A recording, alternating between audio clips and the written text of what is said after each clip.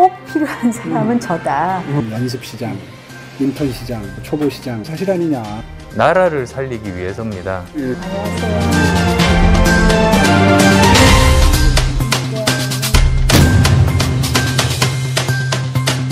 박원순 시장이 한 10년 서울시장으로서 그걸 했잖아요. 서울이 지난 10년간 뭐 발전은커녕 사실상 퇴보했습니다. 퇴보했다. 유럽 그리고 미국의 여러 도시들이 정말 빛의 속도로 발전하고 있습니다. 서울만 그렇지 못하고 침체된 겁니다. 주민과 시민의 참여가 아니라 시민단체의 참여만 가져온 거예요. 예컨대 이제 도시재생만 해도 일부 도시재생이 필요하고 또 일부분에는 적용될 수 있는 게 있지만 실질적으로 지금 보면 원하지 않은 도시재생으로 간 곳이 너무 많다는 거죠. 결국 예산 투입을 뭐 1000억씩 한 창신동에 가서 보면요. 차가 안 들어가는 건 물론이고 삶의 질의 개선에 도움이 안 되는데 돈을 쏟아부은 부분이 있거든요. 그런 거는 다 과감하게 재개발로 가야 되겠죠. 그분이 처음에 취임할 때 기억하십니까? 아무것도 안 한 시장으로 기억되겠다. 토목 사업을 하지 않겠다. 좋게 해석하면 건설에 쓸 예산이 있다면 어려운 분들 돕겠다. 뭐 그렇게 좋게 해석할 수 있습니다. 이런 각종 건설 사업이나 이런 것들이 도시의 경제를 일으키는 효과도 분명히 있는 것이고 일자리 창출의 효과도 있는 것인데 지나치게 건설 같은 것을 배관시하고 토목 같은 것을 불필요한 것으로 보다 보니까 결국 재건축 재개발에 대해서도 억제하는 부동산 이슈가 이 문제는 좀 어디 있다고 보십니까? 결국은 집 사고 싶은 사람 사게 하고 팔고 싶은 사람 팔게 하고 집 짓고 싶은 사람 짓게 하는 거라고 생각을 해요. 그래서 그러니까 그 다른 게 아니라 한축으로는 또 이제 뭐 임대 아파트나 이런 것도 좀 적극적으로 공급해야 될 것이고요. 한축은 역시 세금이라고 생각합니다. 무분별한 인상을 막아드리고 이렇게 한다면 조금 더 시장에 자연스럽게 흐르지 않을까 이렇게 생각합니다. 현실에 뿌리를 두지 않은 막연한 그 생각에 기반하는 것 같습니다. 경제 시스템을 포함한 부동산은 복잡계입니다. 어떤 하나를 변화시키면 다른 어떤 게 변화될지 사람이 알 수 없는 게 이 복잡계입니다. 그런데 지금 정책하는 사람들은 굉장히 단순하게 본 것 같습니다. 세상을. 저 세금 폭탄만 때리면 부동산값 떨어질 텐데 이겁니다. 통계에 의하면 한 400군데 되는 재건축 재개발 단지를 전부 취소시켜가지고 이게 지금 한 25만 가구가 사라지면서 지금 이 주택 대참사가 벌어져서 주택 가격이 앙등하는 바람에 결국 어려운 분들의 생활이 더 어려워지는 이게 주택 가격이 오르게 되면 가처분 소득이 줄어들기 때문에 그분들이 경제적으로 굉장한 고통을 받으시는 거거든요. 74만 6천 호를 공급하겠다는 게 제일 중요한 중에 하나고요. 그 다음에 세제에 대해서도 공시지가가 오른 만큼 그 비율대로 이 재산 세율을 내리면 작년에 냈던 재산세와 올해 내는 재산세가 같아질 수 있습니다. 수십 년 동안 380만 가구가 쓰이는 집이 지어졌는데 5년 임기의 시장이 그것도 재선될지 불투명한 시장이 5년 동안 하겠다고 하면서 74만 가구 이상 공급하겠다고 하는 게 이게 계산상 쉽게 납득이 안 가시죠. 실제로 모든 후보들이 다 뭐 나는 50만 가구다, 몇십만 가구다 이렇게 얘기를 하는데요. 아니 뭐 목표를 세우고 말로 하는 거야 100만 가구들 불가능하겠습니까? 그 방법론을 저는 지금 내놓기 시작했습니다. 어떻게 하면 빨리 민간이 건축시장으로 몰려들어서 이 기회에 돈을 벌자.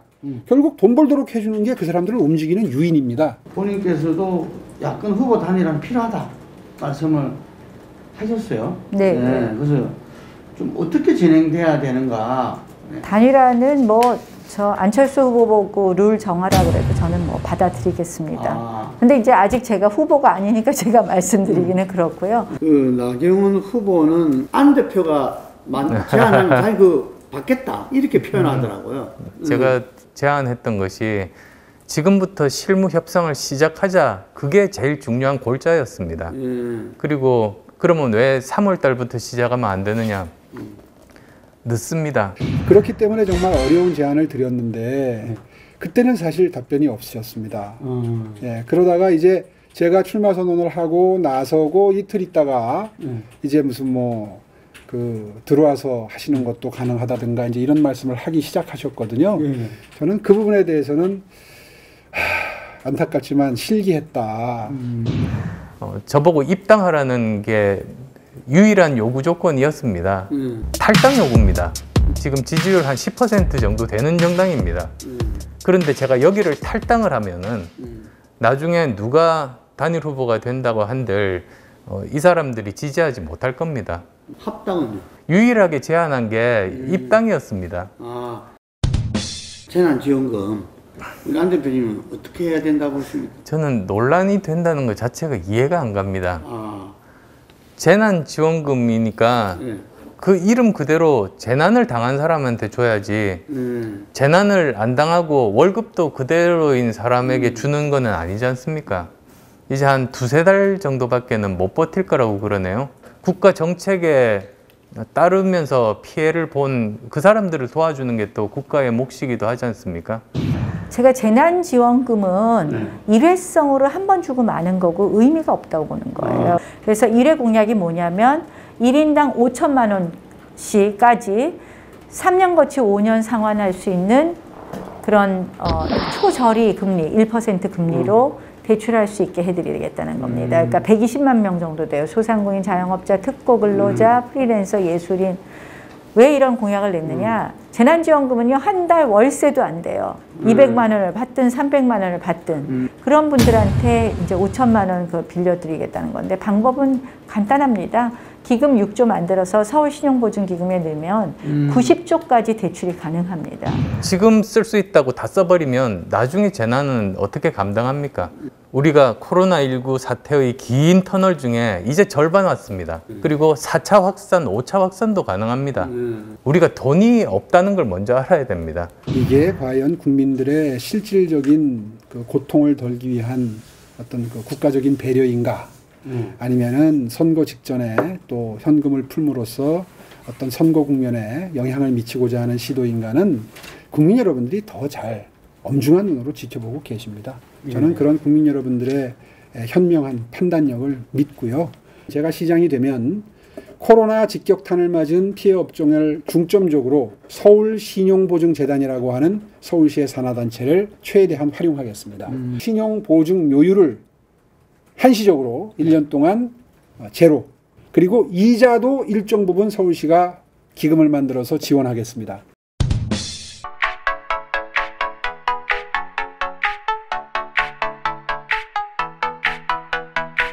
후보 단일화는 어떻게 보십니까? 된다고 저는 보십니까? 되긴 될 겁니다.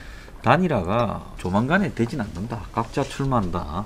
그 왜 그런가 하면, 그래서 만약에 안철수가 승리했다면 그것이 국민의힘의 승리라고 볼 만한 서로 간에 정치적 공유점이 있느냐라는 부분에서도 이것도 또 문제예요. 한쪽으로 방향이 좀 확 기울지 않는 한은 단일화가 쉽게 이렇게 빠른 시간 안에 될 거라고 볼 수는 없다. 그 3자 필성론 김종인 위원장이 이야기를 했는데 예, 입당 못하겠다고 그건 하면 할 수 없는 거죠, 뭐. 그래도 승리 확신하세요? 아, 그래도 확신해요. 그래도 확신하죠. 네. 아 근데 지금 후보 내가 한번 예를 들어 설명할게요. 예. 1995년도에 조순신은 안 된다고 생각해요. 아, 예. 걱정도 마라. 조순신가 입을 통해. 저는 김종인 위원장이 95년도 상황하고 지금 상황하고를 완전히 동일시하고 있는 것은 정말 문제 있다는 생각이 듭니다. 그때하고 결정적으로 다른 두 가지가 있어요. 첫 번째는 김종인은 김대중이 아니라는 겁니다. 뭐 3자 필성론 갖고 제가 생각했을 때 후보 단일화 지금 이렇게 이 뻗대는 거, 이거는 제가 봤을 때는 저는 뭐 김종인 대표의 개인적인 정치 욕심이 상당히 강하고 장하고 있는 게 아닐까라는 생각이 듭니다. 예.